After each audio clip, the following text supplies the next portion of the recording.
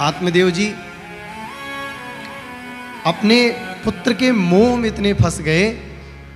एक दिन जब पुत्र नहीं था तब रो रहे थे। साधुओं ने समझाया, आत्मदेव जी सन्यासे सर्वथा सुखम, सन्यास सबसे सुखी है। बात नहीं समझ आई।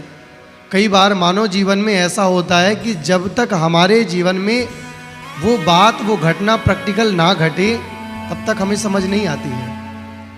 जिस पुत्र को पाने के लिए आत्मदेव जी रोए, वही पुत्र से जब आज कष्ट मिला तो जिस सरोवर के किनारे खड़े थे अपने आप को शांत करने के लिए, आज फिर वहीं जब जाने के लिए उद्यत हुए तब पुत्र हुए हैं गोकर्ण जी महाराज। बड़ा अद्भुत प्रसंग है, ध्यान सावधानी से सुनिए। तब गोकर्ण जी ने पूछा, पिताजी आप किस बात पर रो रहे हैं? एक व्यक्ति का नाम बता दीजिए संसार में जो सुखी हो। कौन है संसार में सुखी? तब गोकर्ण जी कहते हैं, पिताजी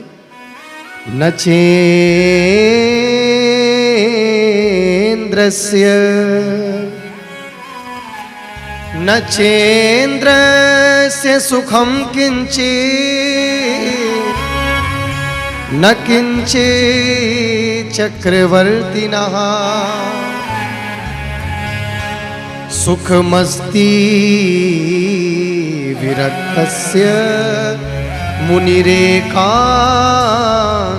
जीविनः। पिताजी नचेन्द्रस्य सुखम किंचित, देवताओं के राजा इंद्र भी सुखी नहीं है। उनको भी ये डर रहता कोई शतक्रतु न बन जाए। 100 यज्ञ यदि कोई कर लेता है तो इंद्र को अपना इंद्रासन छोड़ना पड़ता है। इंद्र भी चिंता में रहता है, रात दिन पहरे लगाता है। कोई कहाँ पृथ्वी पर देवलोक पर जाकर के इंद्र रात दिन पहरे लगाते हैं, कोई यज्ञ तो नहीं कर रहा, और यज्ञ कर रहा है तो कितनी यज्ञ कर लिया है। नचेन्द्र से सुखम किंचित, देवताओं के राजा इंद्र भी सुखी नहीं है, रात दिन भटकते हैं। अब बात आती है चक्रवर्ती की।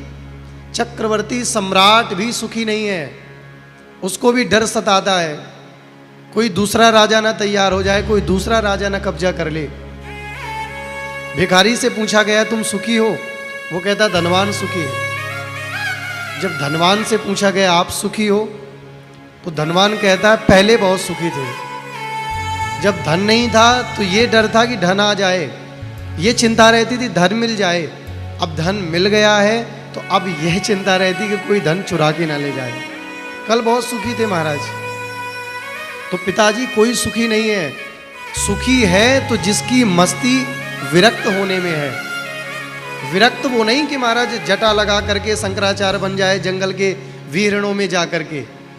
विरक्त वो है जो संसार में रह के भी आसक्त नहीं है, अनासक्त भाव से जीता है, अनासक्त भाव से चलता है, वो विरक्त है। और महाराज सन्यासे सर्वथा सुखम, ये बात समझ में आ गई आत्मदेव जी को। यही बात संतों ने पहले भी कही थी और यही बात मेरे बेटा गोकर्ण ने भी आज कह दी। तब पूछे आत्मदेव जी, बेटा भगवान के भजन में मन कैसे लगे? बोले पिताजी, जो देह और ये जो मांस के शरीर में जो आसक्ति हो गई है इसे छोड़ना पड़ेगा। देह क्या है? मैं, और देह की आसक्ति क्या है? मेरा। देहेस्ति मांस रुधिरे भिमतिम त्यजत्वम जाया सुता दिशु सदा ममताम विमुंच पश्या निसम जगदिदम क्षणभंगुनिष्ठम वैराग्य राग रसिको भव भक्ति निष्ठा। आसक्ति नहीं होनी चाहिए। देह से आसक्ति है, देह को लोग अपना मान बैठे हैं। और जब व्यक्ति ज्यादा ही किसी को अपना मान बैठता है, वस्तु हो, स्थान हो, इंसान हो, उसको कष्ट मिलता ही मिलता है। देह की आसक्ति मैं हूं और देह में हड्डी मांस आदि आदि जो भी है ये मेरा है। इस सबसे निकलो पिताजी। कोई किराए का कमरा ले और उस किराए के कमरे को एक न एक दिन आपको छोड़ना पड़ेगा। मानव शरीर ये किराए का कमरा है, परमात्मा ने दिया है। जाओ, रहो, सजाओ, इसमें बढ़िया से सब कुछ रखना, लेकिन एक दिन ये किराए रूपी कमरा को तुम्हें खाली करना पड़ेगा।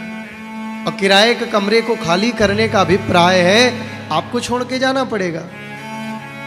तो इस कमरे में कहीं ज्यादा आसक्ति ना हो जाए मानव की, इसलिए समय समय पर सत्संग, भगवान से मिलाने का जो काम करते हैं, जो मीडिएटर होते हैं, वो होती है कथा, सत्संग, गुरु।